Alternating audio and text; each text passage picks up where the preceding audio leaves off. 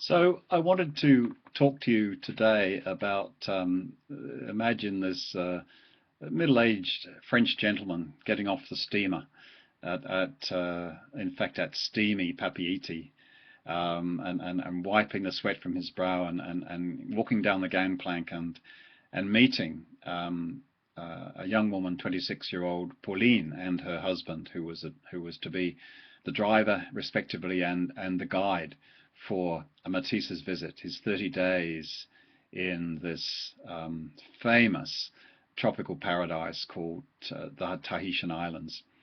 And after a little while, as it would be his wont, he was starting to think about models and finding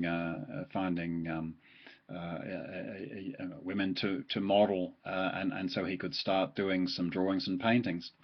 Whoops! Unfortunately, culturally, that was absolutely a no-no. For a woman to pose for him, clothed or unclothed, was culturally not unacceptable. Pauline would do a little bit of posing just as part of her guide role, but Matisse, who had models and models and models, clothed, unclothed, all over France and obviously in North Africa and places, suddenly found he couldn't actually draw a human figure. And he was baffled by this combination of the sexual freedom and the prudishness implanted by the Catholic missionaries.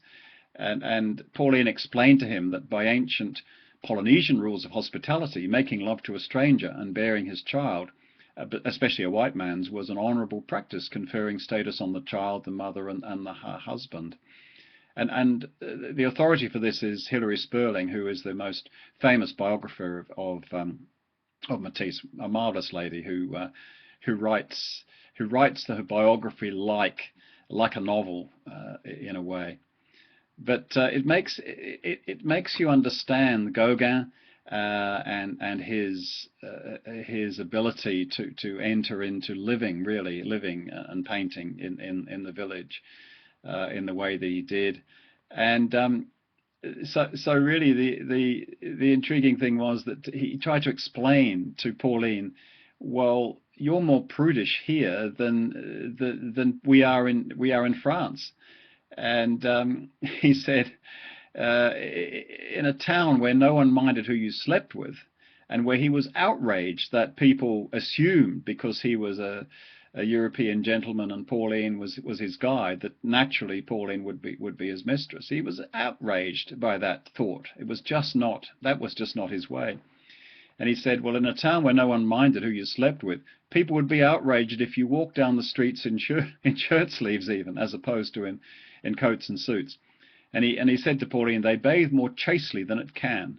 And when I tell them about sunbathing and swimsuits, they just won't believe me. So it's just a kind of a fairly cute thing that a cultural clash of expectations that quite appealed to me. And Hilary Sperling tells it really well. Thank you.